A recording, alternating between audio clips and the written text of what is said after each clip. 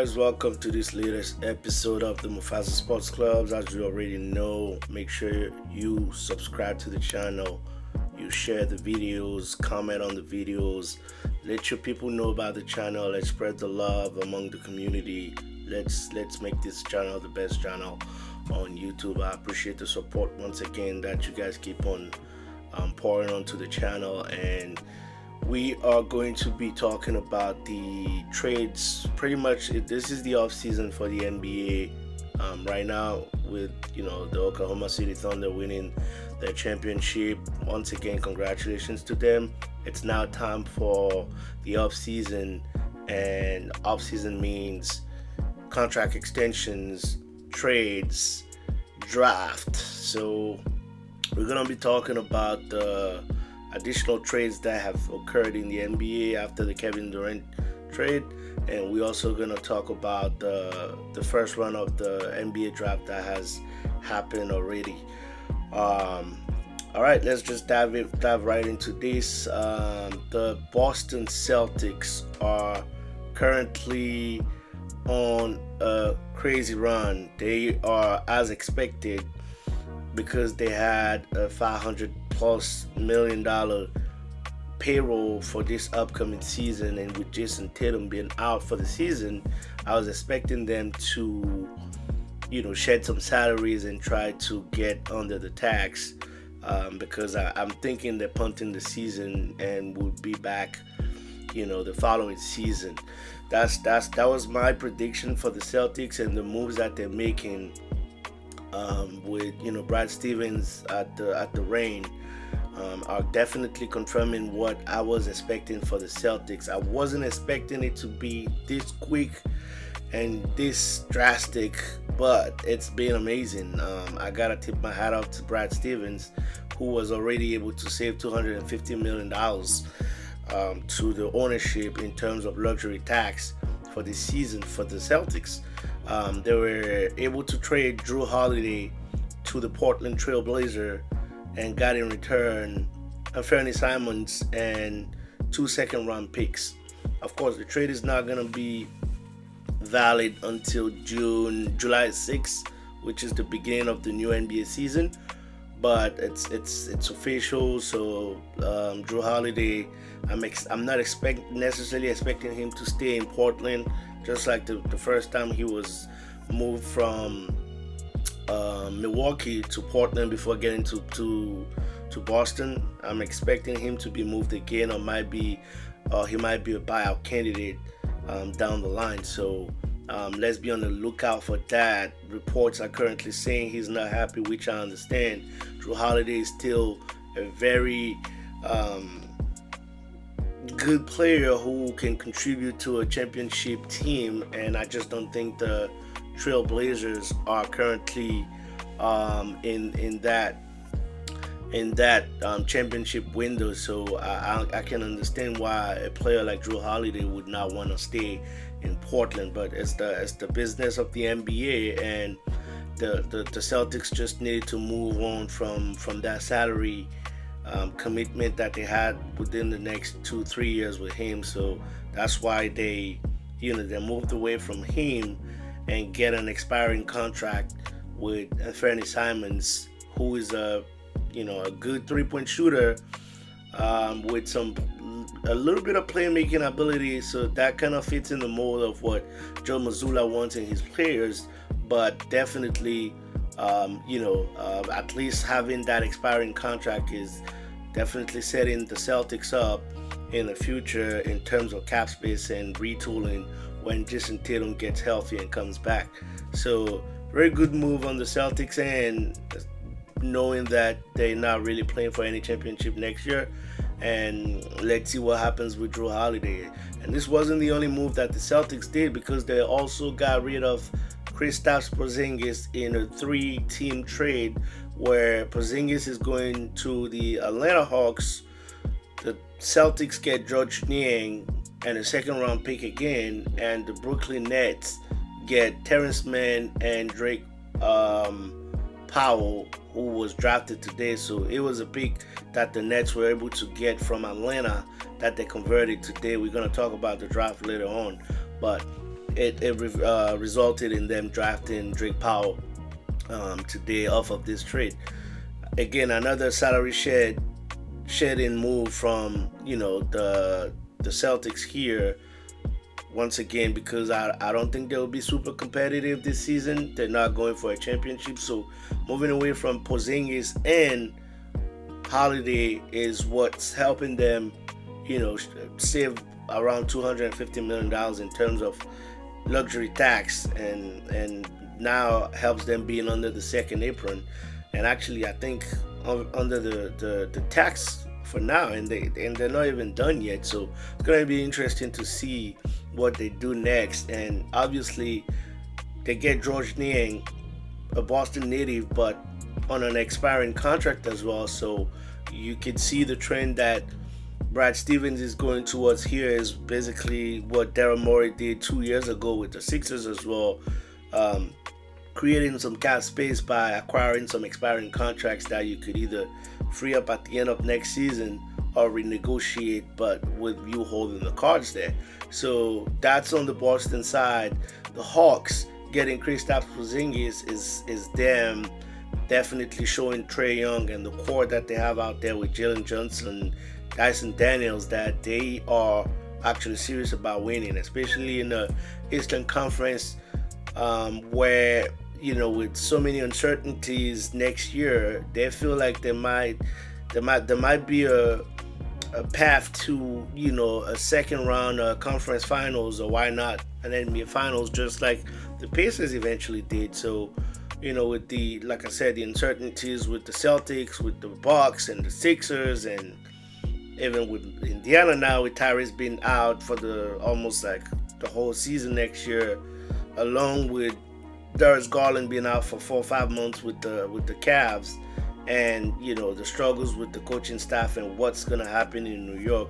I think the Hawks, along with the Orlando Magic and other teams, are seeing an opportunity to maybe make some moves and try to compete for a conference final run or an NBA final run. So that is why you see them going for Kristaps Porzingis, who, when healthy, as a big if, is a great addition for that team. Like I said, that's a great pick and roll and pick and pop player for Trae Young to maneuver defenses with, and he's also a great shot blocker, so he's able to anchor that defense with Dyson Daniels roaming around the perimeter.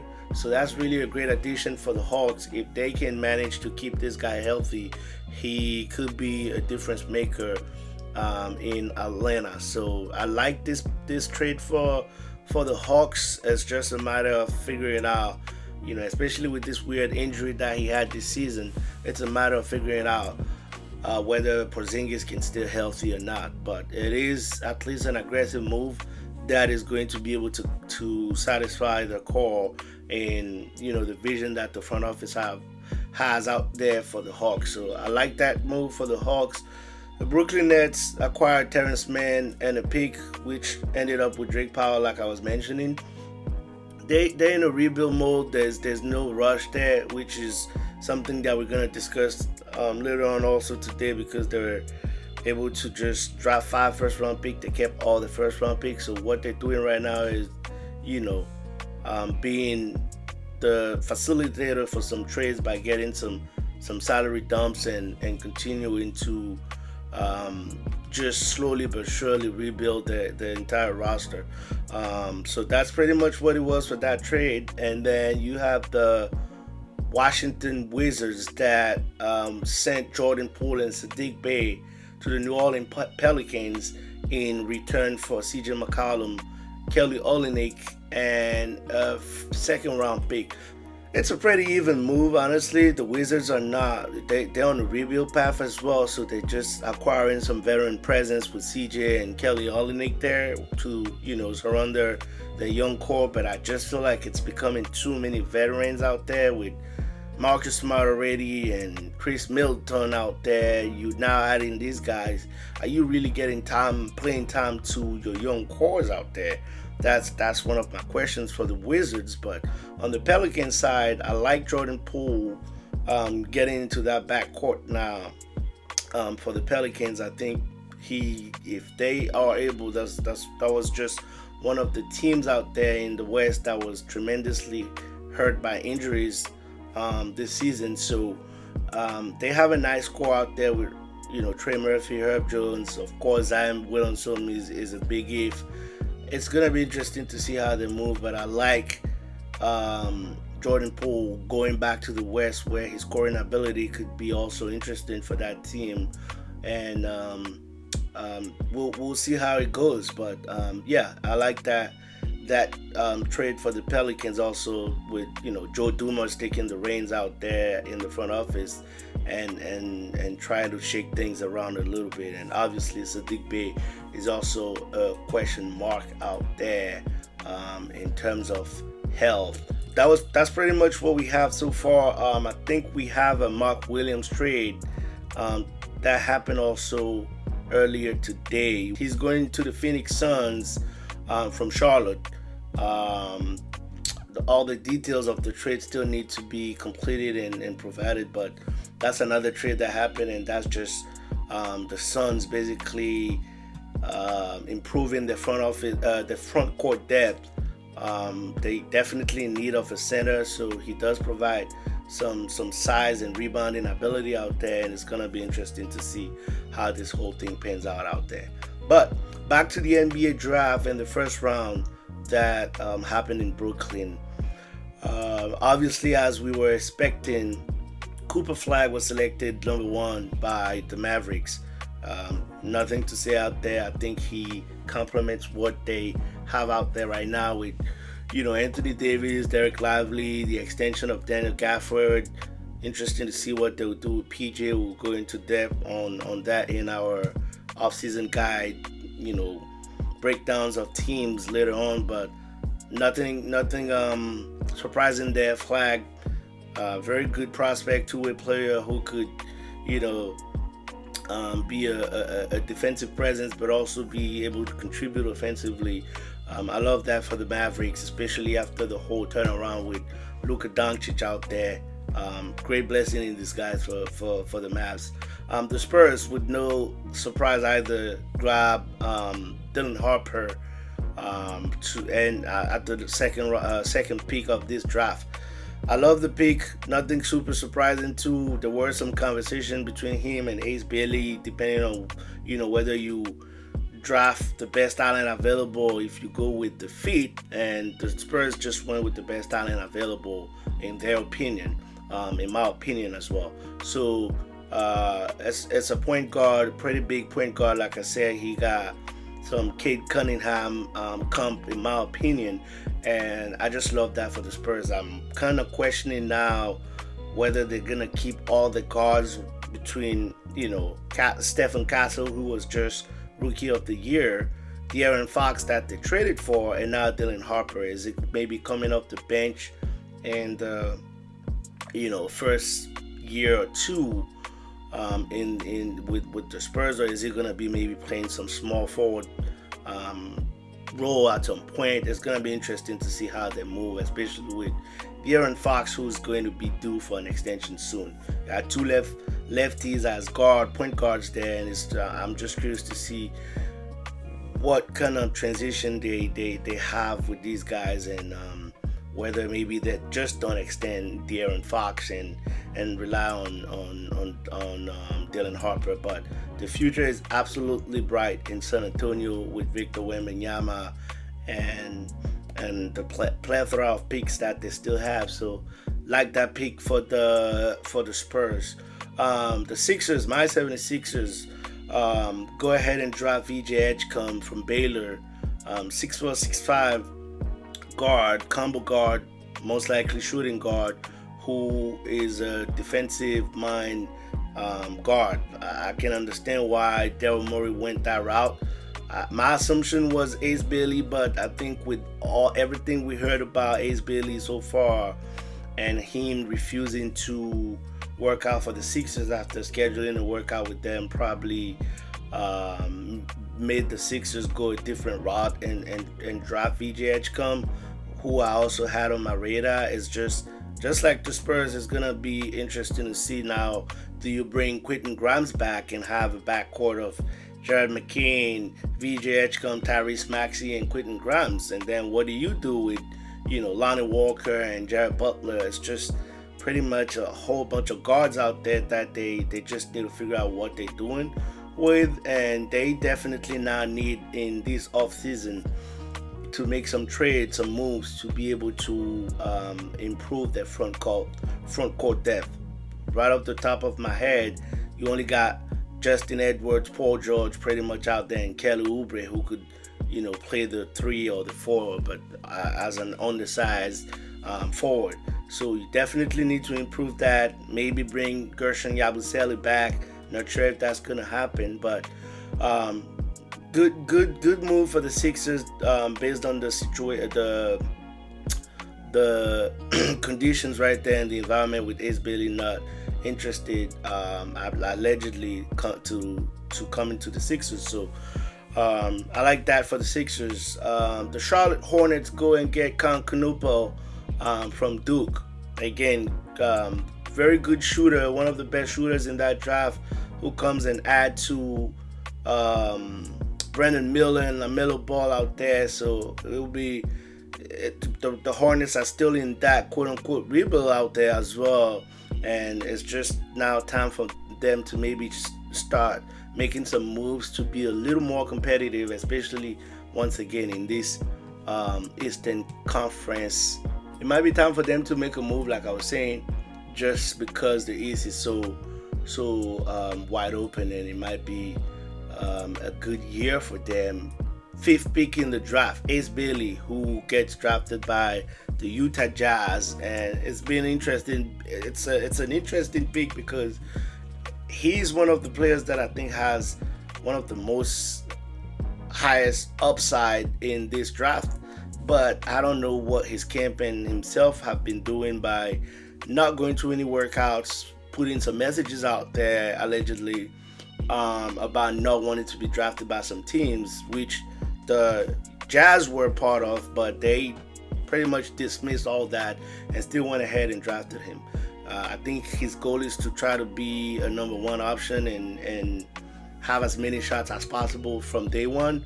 He might be able to have that out there with, Larry Markkinen, who is pretty much the number 1 option out there. But it will be interesting to see how he behaves once he gets there, especially because of him initially saying he's not interested in being out there. So we'll see how it goes for Ace Bailey out there. The Wizards get Trey Johnson, pure scorer, great scorer, still in that process of the rebuild for the Wizards. Good pick for them, I believe. Same with Jeremiah Fears, who joins the New Orleans Pelicans as well. It's going to be interesting to see him and Jordan Poole and Trey Jones and all these guys out there. Trey Murphy actually as well out there. So it's going to be interesting to see Herb Jones, and Trey Murphy with the Pelicans out there. What this whole new nucleus looks like. The Brooklyn Nets, let me stop right there for a second and talk about them. They came into this draft with 5 first-round picks and drafted all 5 players. Very interesting approach. I think they're going for, again, they're taking the time to see what these guys have and developing them. I think it's a good approach. There's no rush. And on top of that, you could have them at a control cost for 4 years. And if some of them are becoming or R&D diamonds in rough, then you can move along with them. So I like that move from them. I know I was expecting them to maybe trade up at some point to get a more interesting player, but they did some very good things. They added a whole bunch of size and a bunch of guards. So I think they will probably also be going with the Indiana and OKC approach, where it's more so like a strength in numbers kind of approach, where you pretty deep and try to develop to have as many players as possible to have a deep rotation. So with the number 8 pick in this draft, they selected Yegor Demin from BYU, 6'8" point guard with great handles and a good shooting ability. I love this pick for the Nets. He brings in size, rebounding, and playmaking ability. I think he's going to be a problem in this league. I love that for the Nets. Colin Murray Bowles goes number 9 to the Raptors. He's a wing. It was pretty surprising for me because I thought that the Raptors would go for a center. They chose not to do so. I think with RJ Barrett and Scotty Barnes and all these guys out there, they didn't necessarily need another wing, but they decided to go with it. He was a prolific scorer, so good for them. Kaman Maluach from Duke University actually goes to the Phoenix Suns. The Houston Rockets drafted him, and then in the trade they sent him to the Phoenix Suns. That Kevin Durant trade actually. I love that pick for Phoenix. Great rebounder, especially offensive rebounding. Amazing shot blocker. He's gonna be very good for Devin Booker in the pick and roll out there, and just going and being a lob threat as well. He's 7'2". With some very good athletic tools, so I really love that for the Suns.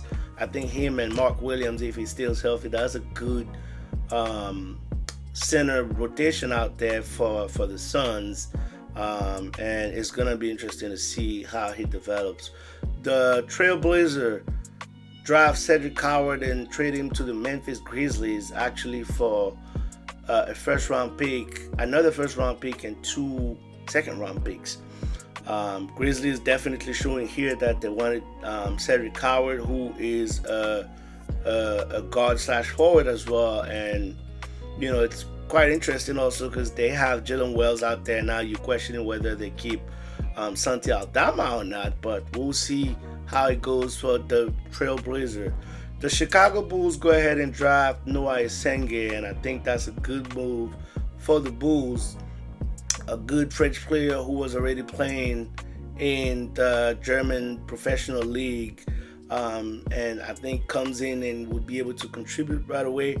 He adds on to that front court depth of the Bulls with Matas Buzelis that they have out there now, Ayo Dosunmu, that good core with Josh Giddey and Kobe White. The Bulls are a team that I'm excited to see next season, especially because of how they ended this regular season. So I love that move for the Bulls. The Hawks draft Derek Quinn and trade him to the New Orleans Pelicans as well. High prospect also coming out of Maryland. I love that pick for the Pelicans. They were in need of some size. Now they do add that with Derek Quinn, who's somewhere around 6'10". He's going to be now battling with Yves Missi for the center position, but you could also probably slide both of them out to 4 if you want to play them together. I think both of them have a good offensive game and a little bit of playmaking ability where you might be able to stack them up, especially if Zion is maybe hurt or resting some games. So I like that move for the Pels. Carter Bryant gets drafted by the San Antonio Spurs, a wing at the 14th pick, a wing 6'7". He's 6'7" freshman coming out of Arizona.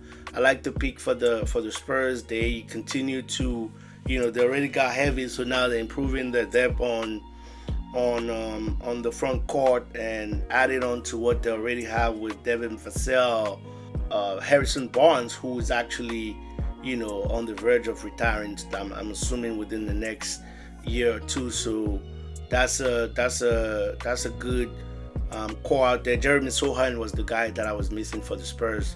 So good front court depth there, and it will be interesting to see what this guy can bring for the San Antonio Spurs. Thomas Sorber gets drafted 15 by the Oklahoma City Thunder, the defending champions. I love that pick for the Thunder because Sorber, who could play power forward and center, 6'9", 6'10", great shot blocker, really good defensive presence, fits into the mold of the defensive mind team that the Thunder displayed this season.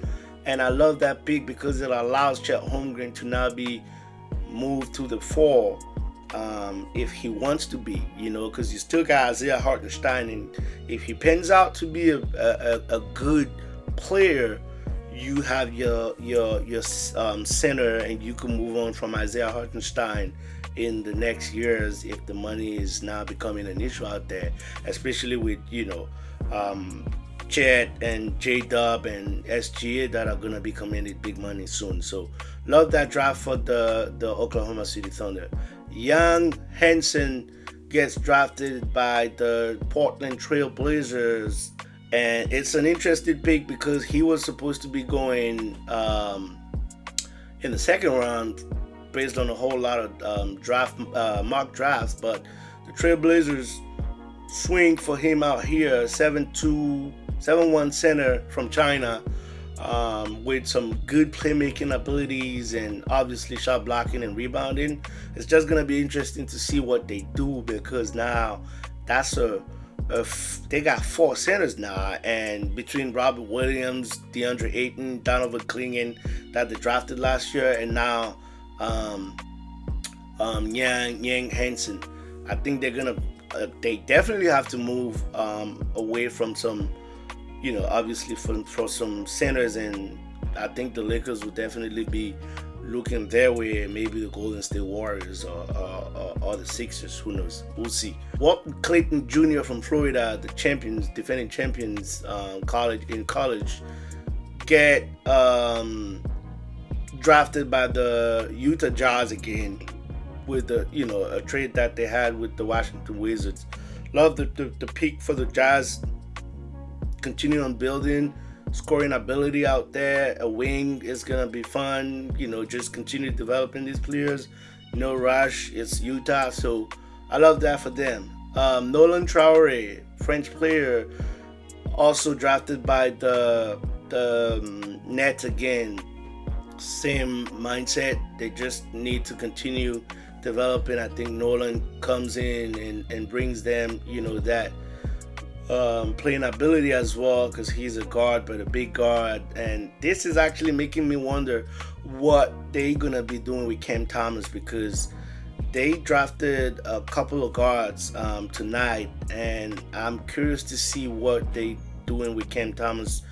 He's a restricted free agent this offseason, and with all these all these guards that they drafted, I'm curious to see what they do with him now. The Miami Heat go and get Kasparas Yakuchonis, who comes in, a point guard as well, who can play shooting guard, comes in with shooting ability, and will probably be getting some playing time right away with Tyler Hero. Not necessarily starting, but he might be coming off the bench. I like that pick for the Heat. Will Riley gets picked by the Jazz, but then traded to the Washington Wizards. Drake Powell gets picked up by the Nets. I love that pick for the Nets again, for what they thinking, the way they're thinking. Asa Newell, 23, gets picked by the Pels but sent to the Hawks in the trade. Love that for the Hawks again, because Newell is a forward center, 6'9", who brings depth into the front court again, and a lot of lob threats out there. I love that for the Atlanta Hawks. Oklahoma City Thunder trade their 24th pick and Nick Clifford, who was selected there, to the Sacramento Kings. Don't know much about him, but interesting to see what he can bring to the Kings, who are also in a weird state right now and trying to figure out whether to retool or rebuild around DeMar DeRozan and Domantas Sabonis and Zach LaVine out there. So let's find out what he got. The Magic get Jace Richardson, who is one of the smallest guards in this draft, but I love the pick because he's a good guard, good shooting guard, as a matter of fact, who could also play the point, and he has that shooting ability that the Magic are really lacking or lacked of last year. I love that pick for them. Him and Desmond Bain is definitely bringing some additional shooting for the Magic. So Love that pick for them. And then you got pick 26, Ben Sharaf, or Saraf, who gets drafted by the Nets again, along with Danny Wolf in the back-to-back selections here. Danny Wolf is, I love that pick for the Nets too, a 6'11" forward who could play center. So a lot of size, like I said, was added by the Brooklyn Nets, and I really love what they did in this draft. It was pretty unconventional, picking up 5 first-round picks, but hey, there's no pressure for them to win a championship anytime soon. So they might just be accelerating the rebuild out there, which I love. Hugo Gonzalez gets drafted by the Boston Celtics from Spain, from Real Madrid. 6'6". He could play both guard and forward, and I think he would automatically get some playing time, especially with Jason Tatum out for almost the whole season out there. And I think one of the goals for the Celtics this year would be trying to develop the young players and see what they got, especially because if they do keep Jaylen Brown, they will have to have some cost-efficient players out there. So it will be a crucial year for the Celtics in terms of development of their young players, which is why I think Hugo Gonzalez gets some minutes right away.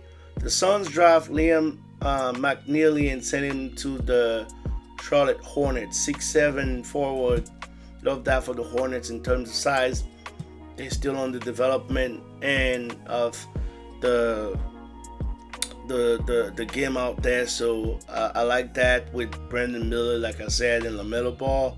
We'll see how this whole thing translates out there. And the last pick of this first round was Yannick Conan Niederhauser from Penn State, who gets picked by the Los Angeles Clippers. 6'11" forward who can play center. Good backup for Ivica Zubac. And Nico Batum being also almost retired, good front court depth for them. Let's see how they're able to develop him out there with Ty Lue, and it's gonna be interesting to see his development in the nearest future. It'll be interesting to watch all these guys in the summer league, so I'm excited about that. And that's pretty much all I had for you guys. For this episode. I appreciate the support again, and please continue to subscribe to the channel, share it amongst your community, and I'll see you guys in the next episode. Ciao, guys.